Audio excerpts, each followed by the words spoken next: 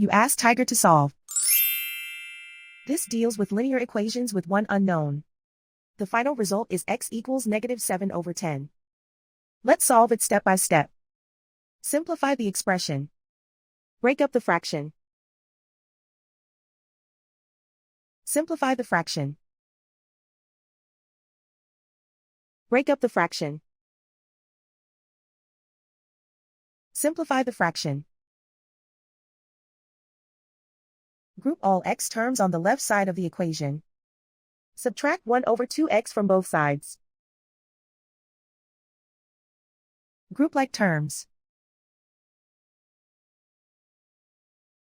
Group the coefficients. Convert the integer into a fraction. Combine the fractions. Combine the numerators. Group like terms. Combine the fractions. Combine the numerators. Reduce the zero numerator. Simplify the arithmetic. Group all constants on the right side of the equation. Add 2/5 to both sides. Combine the fractions. Combine the numerators. Reduce the zero numerator.